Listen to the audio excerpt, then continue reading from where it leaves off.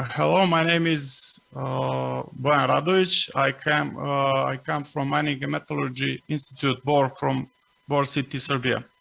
And I'm going to talk about chemical composition of PM particles inside the laboratory and in the ambient air near copper smelter, Bor in Serbia.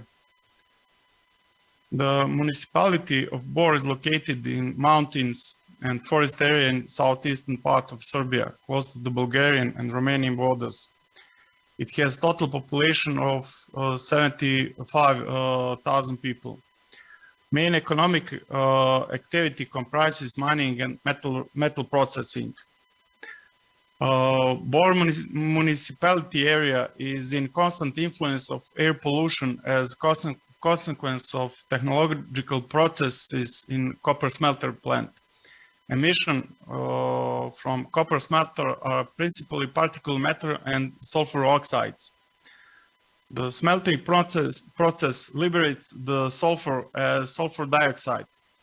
Not all sulfur dioxide produced is required. Bojan, could you push F5 button to go to slideshow? Yeah, can you? It's full screen at my computer. Okay. Yeah, but we can see only first slide. Yeah, maybe. Okay, Bojan. Yeah. I can hear you. Start with slideshow.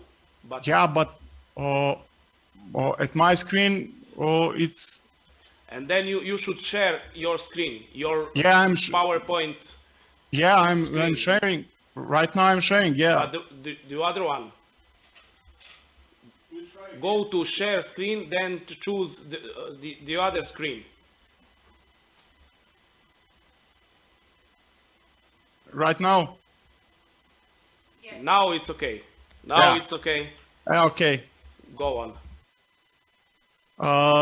Bor municipality area is in constant influence of air pollution as consequence of technological process in copper smelting plant. Emissions from the copper smelting are principally particulate matter and sulfur oxides. The smelting processes liberates the sulfur oxide.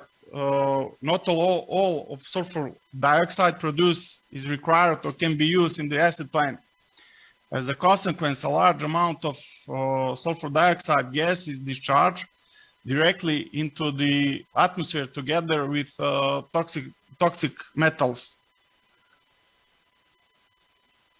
The main aim of this paper is to present the results of PM measurements inside laboratory and in the ambient air near the copper smelter in Bor. The ambiental concentration of PM10 in Bor city area were monitored simultaneously at the monitoring sites Veliki Krivelj and Jugopetrol, while indoor-outdoor PM10 samples were taken in the laboratory located inside the fence line of the copper smelter complex in Bor, Serbia. These sites show measuring sites Veliki Krivelj. This is the laboratory inside the copper smelter complex in Bor, and this is Jugopetrol measuring site, and this is Bor city with windrows. The measuring campaign was conducted during June and July in 2020. At all sampling sites, PM10 samples were collected with low volume samplers on quartz fiber filters as collection medium. The loaded filters after gravimetric measurements were further prepared for chemical analysis in accordance with a proper procedure. The samples were analyzed by ICP-MS.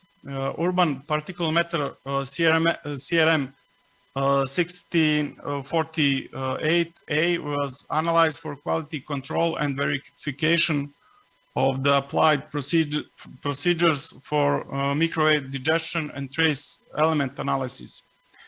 Recoveries were in the range from 80 to 120% for all measured measured chemical elements. In this way, the mass concentration of 4 trace metal arsenic, cadmium, lead, and nickel in PM10 samples are identified and quantified. This is measuring results of PM10 concentration inside and outside laboratory and their ratio. The red values are values that are over limit value. Similar results are for the nickel. This slide is arsenic concentration inside and outside laboratory. This slide is very important because maybe 5,000 or 6,000 workers spend their 8-hour shifts every day inside the fence line of the complex. As we can see, some values are a few hundred times over limit value. Similar is for cadmium concentration and lead concentration. This is the measuring results of PM10 concentration in measuring site Veliki Krivelj, laboratory inside the fence line, and Jugopetrol. And we can see from the lead concentration, because it's similar except from nickel, it's similar for every metal, that copper smelter has a great influence on aerial pollution for Jugopetrol measuring site, and not so great influence on measuring site Veliki Krivelj. Also, as I said, similarly with cadmium, nickel is not so bad, and arsenic, we can see also that definitely the copper smelter has a influence at all measuring sites in Bor City area. Monitoring of PMS concentration in the ambient indoor air is very important from the aspect of risk assessment to human health. Based on data analysis, it is possible to obtain certain conclusion about levels and trends of PM10 near the copper smelter complex Bor. The results of the examination of the content of suspended particles of the PM10 fraction inside and outside the laboratory show that the significant part of the air pollution from the external environment reaches the laboratory. Of particular concern is that the metallic content of PM10 samples is several times higher near the point source in the smelter than several hundred meters far from the copper smelter fence line. The presence of carcinogenic substances in the ambient air in Bor is mainly related to unsolved problems of waste gases in the treatment in the smelter. Higher levels of hazardous metals detected in PM10 at all measuring sites in Bor are in good correlation with a calm weather and low wind speed. Thank you for your patience. Thank you, Mr. Radović. Very, very nice. It's always welcome to see real pollution monitoring data. I would ask our participants to, if is there someone who has question for Bojan. If not, if Alena. Thank you. I think since the start of biobutter, pollution in Bor has been reported, at every conference. And I am really very happy that the capabilities to monitor and to assess have become so much better now than they have been when we started with WebioPater. But I'm asking, and I would like to ask you, and maybe you are not the right person to ask, but I would still want to ask, what is there anything being done about this? Yeah. And why can't we have a presentation from BOR that would tell us what is being done? Yeah, I'm not sure if you are, if you know that Chinese both complex to 2018, and this year they built a new acid plant. That plant started, in that plant they wash gases with lime solution. And we start to monitor, and that plant start to work, I think, in October maybe, or late September, or in October. And we are monitoring air pollution after they start to wash the waste gases. So I think that maybe at the end of the year we will have some results. So maybe next WebioPater to ask the municipality of Bor, who is probably the responsible. Yeah, well, I also, because I'm doing this research, I'm monitoring, because I live here. I'm monitoring air pollution at a daily basis, so the results are better than this one, but they are still not good. Maybe because I monitor arsenic, basically, yeah, and we don't have results like 2,000 nanograms per cubic meter. It's more like 100. It's still not good. 100 or 200. It's still not good, but it's better than it was last year. Yeah. Thank you. Okay. Thank you, Alena. There is one more question put by Mr. Rok Novak. I will read his question. He says, interesting results. Were the atmospheric conditions also followed in the lab? Temperature and humidity? That's a question for Bojan. And then why do you think the PM10 concentrations were higher indoors in the lab? And third part of his question, are there any plans to implement cleaning of the exhausts? Yeah, I have already answered the last question. Yeah, I can see questions on my screen. Yeah, because our monitoring station, when we monitor temperature and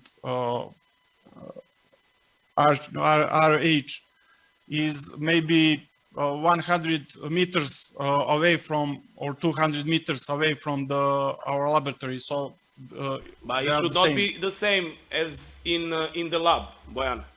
Yeah, no, because we have in our laboratory we have my English. Thermometer. What? No. You have thermometer. We have a meter. Humidity meter. Because you are accredited lab. Humidity and temperature is the same, because we have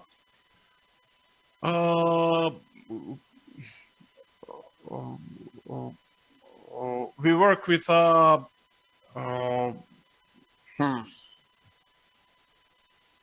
I'm just trying to find the right word in English.